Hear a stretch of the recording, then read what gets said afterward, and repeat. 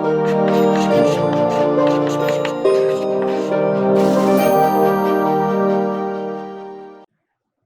Friends, आज हम लोग अपना नया चैप्टर स्टार्ट करने जा रहे हैं जिसका नाम है नियंत्रण कंट्रोलिंग। और हमारी जो पूरी बुक है उसका ये आखिरी चैप्टर भी है।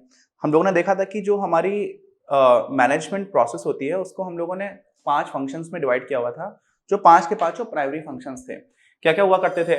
पहला था नियोजन, प्लानिंग। दूसरा था ऑर्गेनाइजिंग, संगठन बनाना। ठीक है। तीसरा होता है नियुक्तिकरण, स्टाफिंग। और चौथा आपका था निर्देशन, डायरेक्टिंग। और पांचवा आ गया नियंत्रण। ठीक है। अच्छा, तो नियंत्रण क्या होता है, क्यों इसकी आवश्यकता क्या होती है, इसका महत्व क्या है और साथ में इसकी सीमाएं क्या है, इन सारी चीजों की हम लोग बात करेंगे। तो देखिए, सबसे पहले तो अर्थ अगर आपसे पूछा जाए तो नियंत्रण से तात्पर्य यह है कि हम लोगों ने पहले कुछ चीजों की प्लानिंग की थी। कहां पर की थी? हमारे पहली स्टेज ही थी प्लानिंग। तो जो प्लानिंग की हुई है ना, उसके हिसाब से काम चल रहा है या नहीं चल रहा, ये देखने के लिए। कंट्रोल किस चीज का? आप कंट्रोल क्या करोगे? कंट्रोल करने के लिए आपके पास मानक क्या है? जैसे जैसे मान लीजिए आपको ये कंट्रोल करके रखना है कि आप गाड़ी जो है वो 40 किलोमीटर प्रति घंटे पर चला रहे हो। ठीक है, क्योंकि उस पर सबसे ज्यादा फ्यूल एफिशिएंसी भी आती है, एक्सीडेंट होने की संभावना भी कम होती है। तो आप 40 किलोमीटर पर आवर पर गाड़ी चला रहे हैं। ठीक। अच्छा, अब क्या हुआ? आपको पहले से मानक दे रखा है कि कितना होना चाहिए, ये आपकी पहले योजना थी। फिर आप जब चला रहे हो तो हो सकता है आप 50 पे चला रहे हो, तो आपको लगेगा नहीं नहीं नहीं, थोड़ा धीरे करनी चाहिए। फिर आपने देखा कि अरे 35 किलोमीटर पर आवर पर ही चल रही है, तो आपको लगेगा नहीं नहीं, थोड़ा बढ़ा देना चाहिए। तो पहले से एक मानक, एक स्टैंडर्ड डिसाइडेड है। और वो कहां से आया था? वो आया था प्लानिंग से। तो प्लानिंग जो हमने की थी और जो जो चीजें सोची हुई थी, उस हिसाब से हमारे ऑर्गेनाइजेशन में चीजें चल रही हैं या नहीं चल रही हैं, उसको आकलन कर पाना। और उसके बाद अगर नहीं चल रही है तो उनमें सुधार लाना। ये दोनों ही आपने देखा पहले कि अच्छा 50 किलोमीटर पर आवर से गाड़ी चल रही है, तो आपने क्या किया? आकलन किया कि नहीं, जो स्टैंडर्ड था उससे अलग है। अब सुधार करने के लिए क्या करोगे? आप और स्पीड बढ़ाओगे या कम करोगे? तो कम करोगे। तो वो किस डायरेक्शन में सुधार होना चाहिए ये कैसे पता चलेगा? पहले आप स्टैंडर्ड से कंपेयर करोगे, फिर आप सुधार करोगे। ये दोनों ही मिलाकर के क्या हो जाता है? आपका कंट्रोलिंग। ठीक है। तो बेसिक अर्थ अपने को समझ में आ गया। इसी को एक्सक्यूज मी, एक एक करके देखेंगे, बहुत आसानी से समझ में आएगा। तो सबसे सिंपल तो यही है कि नियोजन के अनुसार, अनुसार मैंने बोल दिया, अनुसार क्रियाओं के निष्पादन से है। ठीक है। तो क्रियाओं का जो निष्पादन, यानी निष्पादन मतलब होता है परफॉर्मेंस, या परफॉर्म कैसे की जा रही है। तो जो भी क्रियाएं की जा रही है ना, वो कैसे होनी चाहिए? प्लानिंग के अनुसार होनी चाहिए। अच्छा, दूसरी बात देखिए, अब आवश्यकता ये होती है कि मान लीजिए, जैसे मान लीजिए यही कहानी है, आप रास्ते में जा रहे हैं, आपको 400 किलोमीटर दूर जाना है और आपको पता है कि आप 40 किलोमीटर पर आवर से चलोगे तो सबसे अच्छा एफिशिएंसी निकल करके आएगी। एफिशिएंसी का मतलब क्या हुआ? गाड़ी सबसे अच्छा एवरेज देगी, सबसे ज्यादा दूरी तक जा पाएगी। और रास्ते में कोई पेट्रोल पंप नहीं है, एक इमेजिनरी सिचुएशन है, आपको समझाना चाह रहा हूं। तो अब रास्ते में कोई पेट्रोल पंप नहीं है 400 किलोमीटर तक, तो आप 40 से चलेंगे तो पहुंच जाएंगे, आपके पास थोड़ा पेट्रोल बचेगा। अगर आप 30 से चलेंगे या 50 से चलेंगे तो आप वहां तक पहुंच ही नहीं पाएंगे। ठीक। तो अब आप जा रहे हैं और मान लीजिए 50 से आप चलते रहे, आपने देखा ही नहीं, तो आप बीच में ही कहीं पर रुक गए। अब बीच में आपका पेट्रोल खत्म हो गया, वहां पर ज्यादा लोग आते जाते भी नहीं है, इसीलिए पेट्रोल पंप्स भी नहीं है। अब आपको तो बहुत दिक्कत होगी। ठीक है। ऑस्ट्रेलिया में इस तरह की कुछ रोड्स हैं, रशिया में भी कुछ इस तरह के रोड्स मिल जाएंगे। आप बहुत दूर तक आपको कुछ मिलता नहीं, कोई पेट्रोल पंप या गैस नहीं मिलती, तो लोग उसको गैस बोलते हैं, यूएसए में भी कुछ कुछ जगह पर, और उसको लेकर के रख लेते हैं, अपने आप ही डाल लेते हैं बीच बीच में, क्योंकि पेट्रोल पंप नहीं मिलेगा, इतनी कम पॉपुलेशन डेंसिटी होती है कुछ कुछ जगह पर।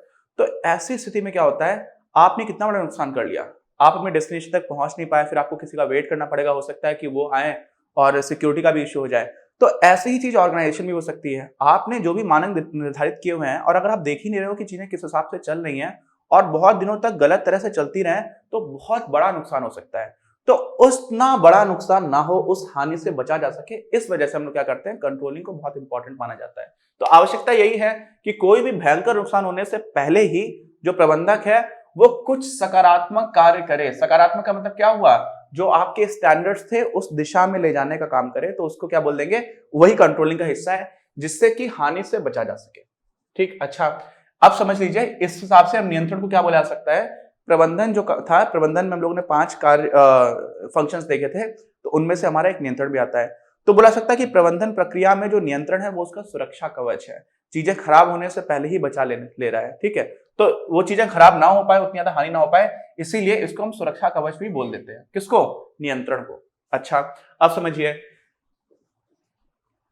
उद्देश्य हम लोगों ने निर्धारित किया था अपने नियोजन में, और उस उद्देश्य से ही टिक कर उस उद्देश्य की ओर ही चलते रहे, ये इसका उद्देश्य है नियंत्रण का। तो इस वजह से एक ये जो गोल है, गोल ओरिएंटेड फंक्शन है, ठीक है, क्या बोलेंगे इसको, गोल ओरिएंटेड फंक्शन, जो उद्देश्य मूलक कार्य है। मतलब समझ रहे हैं इसका, जो बाकी आपने बनाया होता है नियोजन में, जहां जहां नियोजन से आप अलग हो रहे हैं तो वहां पर आपका उद्देश्य है कि नहीं, जो नियोजन में था उस हिसाब से आपको चल रहा है, तो उद्देश्य मूलक कार्य हो गया। ये भी एकदम सीधी सी बात है। अच्छा, अब आपको ये भी समझ आना चाहिए कि ये सर्वव्यापी है, ठीक है, जैसे बोलते हैं ना गॉड इज ऑमनीप्रेजेंट, सर्वव्यापी है।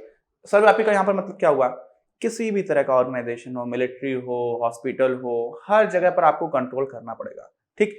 तो अलग अलग ऑर्गेनाइजेशंस, किसी भी तरह का कोई भी ऑर्गेनाइजेशन हो, आपको वहां पे करना पड़ेगा। साथ ही में किसी भी लेवल का मैनेजर हो, कोई बड़ी कंपनी है उसमें टॉप लेवल है, मिडिल लेवल है, लो लेवल मैनेजर्स हैं, हर तरह के मैनेजर के लिए इंपॉर्टेंट है, इंडिस्पेंसिबल। इंडिस्पेंसिबल मतलब आप उसको छोड़ नहीं सकते हैं, ये आपको करना ही पड़ेगा। और क्योंकि हर लेवल पर किया जा रहा है, हर तरह के ऑर्गेनाइजेशन में किया जा रहा है, इसलिए उसको बोल देते हैं सर्वव्यापी। तो ये भी एकदम सिंपल सी बात है। अगले क्या है, प्राथमिक। प्राथमिक का मतलब क्या हुआ, ये सारे ही सारे प्राथमिक कार्य हैं किसके, किसके हैं, प्रबंधन के, मैनेजमेंट के, प्लानिंग, ऑर्गेनाइजिंग, स्टाफिंग और डायरेक्टिंग एंड कंट्रोलिंग, ठीक। तो ये जो प्राथमिक कार्य उन्हीं में से एक है, ठीक है, ये भी प्राथमिक कार्य है, ये भी है, ये भी है और ये भी है, और इसी की हम लोग इसमें बात कर रहे हैं इस चैप्टर में। बाकी सारे हम लोग पिछले चैप्टर्स में पढ़ चुके हैं। अच्छा, फिर क्या है, अगला पॉइंट आता है, इसका मतलब ये अंतिम कार्य हो गया। देखो, पहला नियोजन था, दूसरा संगठन है, तीसरा नियुक्तिकरण है, चौथा निर्देशन है और पांचवा क्या है, नियंत्रण। तो नियंत्रण हमारा अंतिम कार्य हो गया, यानी कि लास्ट फंक्शन हो गया मैनेजमेंट प्रोसेस में। ऐसा है क्या, ऐसा बिल्कुल भी नहीं है, ये गलती मत कर देना। अगर आपको ऐसा लगता है कि ये यहां से स्टार्ट होकर के यहां पे खत्म हो जा रहा है, तो ये आपका लास्ट फंक्शन है। लास्ट फंक्शन नहीं है, ये क्या करता है, ये साइकिल बनाता है। तो साइकिल आप समझते हैं, साइकिल का पहिया होता है। तो आपने पहले तो यहां से स्टार्ट तो आपने नियोजन से किया, फिर आप इसी क्रम में गए, लेकिन जैसे ही आप यहां पर पहुंचे, यहां से क्या हो जाता है, अगर आपको पता चल गया कि नहीं गाड़ी 40 की 50 किलोमीटर पर आवर से चल रही है, तो आप वापस नियोजन को देखते हो, और अगर कुछ उसमें दो चीजें अभी आएंगी, तो यहां से आप समझ लीजिए कि ऐसे गए, ऐसे गए, ऐसे गए, ऐसे गए, यहां पे जाकर के रुके नहीं, यहां से आप वापस यहां पर आ सकते हो। और साथ ही में अगर आप ठीक से देखोगे रियल लाइफ में, तो क्या हो सकता है कि आपने यहां से यहां पर कैसे पहुंच गए, यहां से यहां पर ऐसे पहुंच गए। अभी आप देखेंगे, अगर आपको ये पता चला कि भाई एक दुनिया में बहुत बड़ी बीमारी या महामारी या वायरस फैलने वाला है, कोविड-19, जिसकी वजह से बीमारी हो रही है, कोरोना वायरस, तो ऐसी स्थिति में आपकी जो प्लानिंग थी, आपको उसको चेंज करना पड़ेगा। तो नियंत्रण के समय पर आप ये भी देखेंगे कि आपका जो बिजनेस एनवायरनमेंट है, उसमें कुछ ऐसा चेंज तो नहीं हो गया जिसकी वजह से आपकी प्लानिंग को चेंज करने की आवश्यकता हो। तो आप वहां पर प्लानिंग में भी सुधार कर सकते हैं, तो आप सीधे यहां से यहां पर भी जा सकते हैं। दूसरा, अगर आपको प्लानिंग में सुधार करने की आवश्यकता नहीं है, तो आप ये देखेंगे कि यार प्लानिंग में तो था कि हमें कितने लोगों की नियुक्ति करनी, उतने लोगों की नहीं की, तो आप नियुक्तिकरण पे चले जाएंगे। आपको लगेगा कि यार प्लानिंग के हिसाब से जो निर्देश दिया जाना चाहिए था वो नहीं दिया गया, तो आप निर्देशन में चले जाएंगे। आपको लगेगा संगठन में अभी उस तरह की कमी रह गई है, तो आप वहां पे संगठन वाले, ऑर्गेनाइजिंग वाले फंक्शन पर काम करने लगेंगे। तो आप क्या करेंगे, आप नियंत्रण के बाद से रुक नहीं जाएंगे, अंतिम नहीं है ये, अंतिम नहीं होने की, ये साइकिल को कंप्लीट कर रहा है। तो ये जो आपका साइकिल था, यहां से यहां पर आया, इसके बाद से खत्म नहीं हो गया, आप यहां से कहीं पर भी जा सकते हैं। डिपेंड करेगा कि आपका ऑब्जर्वेशन क्या है, आप स्टैंडर्ड से कितना दूर है, बाहर बिजनेस एनवायरनमेंट में क्या फर्क पड़ चुका है। तो जो भी आपका मूल्यांकन होगा, उस हिसाब से आप फिर से इनमें से कुछ ना कुछ करोगे, ठीक है। तो क्या होगा, वापस वहां से जाएगा। जब तक आपका गोल अचीव नहीं हो रहा है, जो फाइनल ऑर्गेनाइजेशनल गोल है, जो पूरे संगठन का उद्देश्य है, जब तक आप उसको नहीं अचीव कर पा रहे हो, तब तक क्या करोगे, वापस जाते जाओगे, ठीक है। कहां पर वापस जाओगे, वो डिपेंड करेगा कि आप एग्जैक्टली कहां पर गलती पा रहे हो, कहां पर आपको लग रहा है कि यहां पर काम करने से जो हमारा कंट्रोल का मतलब ये है कि जो नियोजन में था वो सारी चीजें ठीक चले। नियोजन को भी बदलने का काम भी आ सकता है कंट्रोल के अंदर, कब, जब बाहर इतनी ज्यादा स्थिति बदल जाए। और सिर्फ बाहर नहीं, not necessarily business organisation, business environment आपका खराब हो, आपकी ऑर्गेनाइजेशन में कुछ ऐसी चीजें हो जाए, तो भी आपको प्लानिंग चेंज करनी पड़ सकती है। मान लीजिए आपकी फैक्ट्री में आग लग गई, तो आपको अब जो आपके गोल्स थे आप तो अचीव कर नहीं पाओगे, तो आपको चीजें बदलनी पड़ जाएंगी। तो इस तरह की चीजें होंगी, तो वो सारी चीजें समझेंगे। लेकिन आप समझ लीजिए, अगर आपसे कहा जाए कि क्या आपका लास्ट फंक्शन है, तो आप बोलेंगे नहीं, आप बोलेंगे ये वो कार्य है जो उस प्रबंधन चक्र को कंप्लीट कर रहा है, लेकिन अंतिम नहीं है। सर्कल अब एक गोला है, तो उस गोले में अंत क्या होता है, कुछ नहीं होता है। हाँ, लेकिन ये जरूर है, यहाँ पर स्टार्टिंग जो है नियोजन से हो रही होगी, फिर संगठन पर जाएंगे, फिर नियुक्तिकरण पर जाएंगे, फिर हम लोग निर्देशन पर जाएंगे, फिर जाएंगे नियंत्रण पर। तो ये इस पे लोग गलत करते हैं, इसलिए मैंने इसको थोड़ा स्टेप से समझाया। अब समझ लीजिए, हम लोगों ने ये प्रक्रिया की, कौन सी प्रक्रिया की, कौन सा कार्य किया, नियंत्रण का, कंट्रोलिंग का।